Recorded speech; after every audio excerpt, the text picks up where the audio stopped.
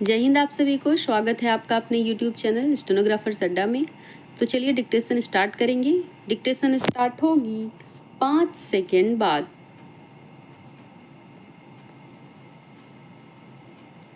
Ready, start.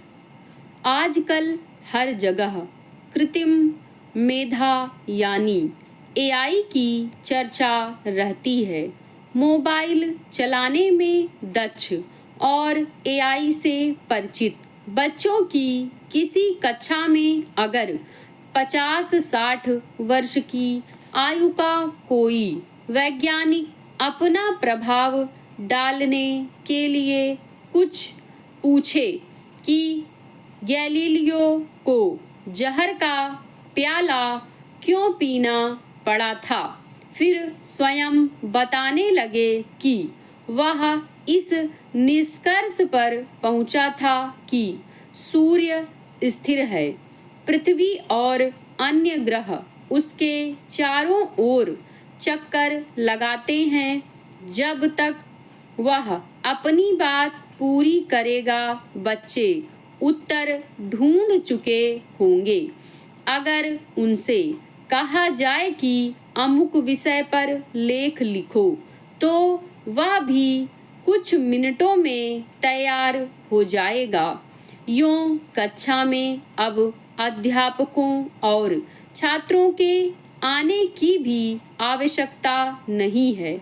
यह सब कुछ ऑनलाइन हो रहा है और यह लगातार बढ़ता जाएगा। भविष्य का ज्ञान और कौशल अगली पीढ़ी को पहुंचाने के तरीकों में मशीन और मनुष्य के बीच अपनी अपनी उपयोगिता को लेकर एक अनदेखी प्रतिस्पर्धा तेजी से उभरेगी। शिक्षा नीतियों पर कारपोरेट जगत का प्रभाव धीरे धीरे बढ़ता जाएगा। वैसे भी निजी स्कूल पूरी तरह कॉरपोरेट जगत से प्रभावित हैं। जिस ढंग से वे तमाम सरकारी नियमों को धता बताकर मनमानी पुस्तकें खरीदवाते हैं, उससे सब परिचित हैं। यह स्थिति भी नया स्वरूप अवश्य लेगी। किताब लिखना इतना सरल और सहज कभी नहीं था जितना अब है।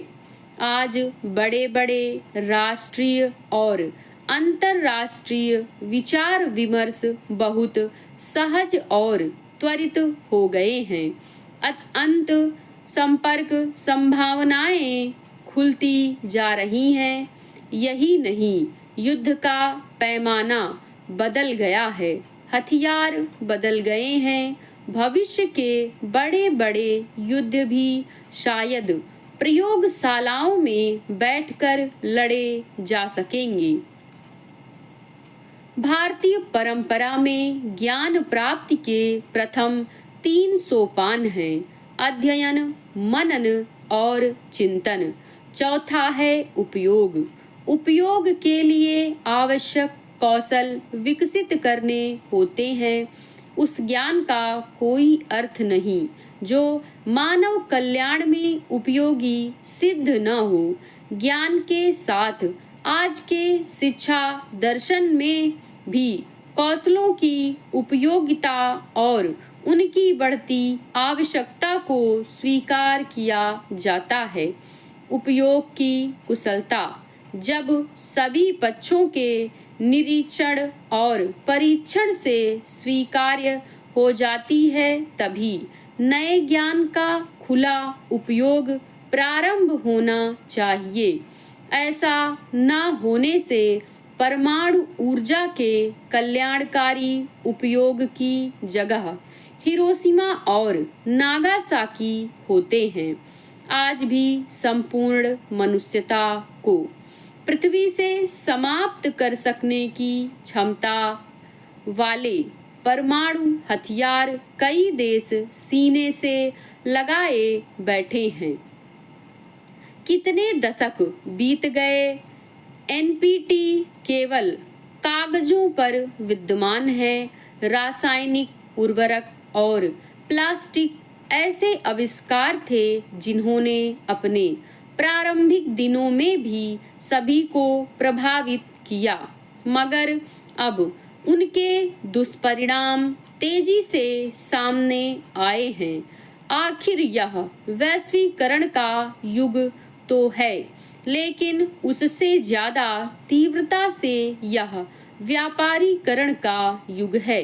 देशों के संबंध व्यापार के परिणाम से निर्धारित हो रहे हैं। खाने पीने पहनने तक में हमने नकल करने में कोई गुंजाइश नहीं छोड़ी है। इस हालत में क्या हम सच में बुद्धिमान हैं जो विश्व गुरु बन सके? वैश्विक स्तर पर स्थिति यह है कि हथियार तो बनेंगे ही, कारखाने बंद नहीं हो सकते, उन्हें खरीदने वाले भी तैयार करने पड़ेंगे।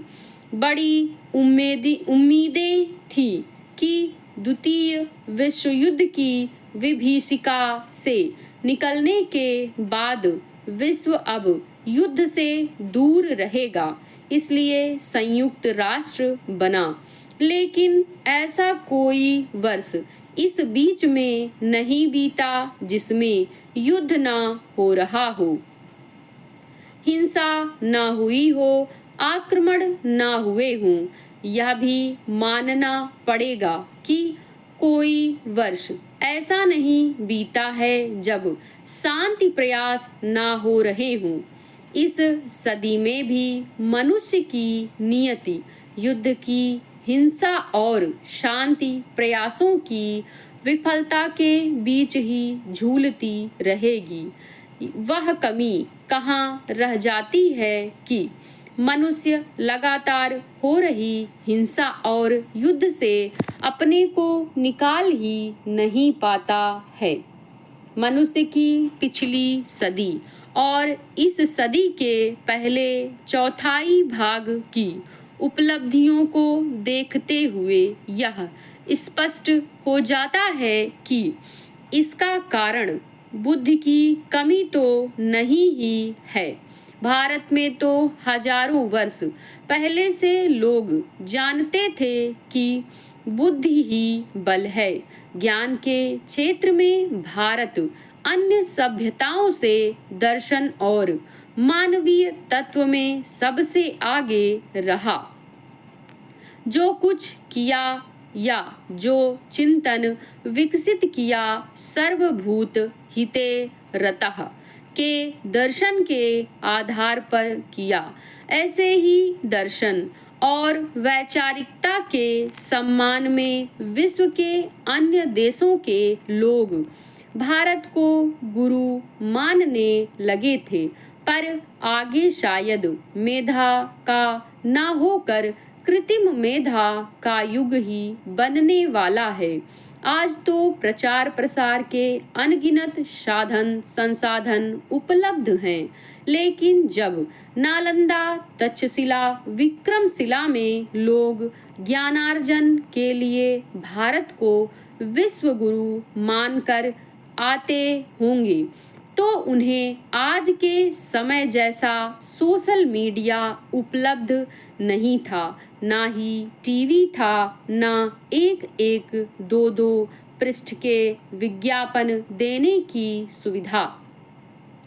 पुराने समय में विदेशों से ज्ञान प्राप्ति के लिए आने वाले यहाँ के प्रख्यात गुरु सृजित साहित्य, सशक्त ज्ञानार्जन परंपरा, ज्ञान के प्रति समर्पण और जन कल्याण के लिए किए जा रहे प्रयासों के संबंध में सुन और जानकर ही आते होंगे। प्रश्न बौद्धिक स्तर और योगदान का है। योगदान की गुणवत्ता नवाचार समर्पण का है। उस ज्ञान का क्या महत्व जिसे केवल अपने तथा अपने परिवार के लिए उपयोग किया जाए। विज्ञापन देकर कोई विश्व गुरु नहीं बनता।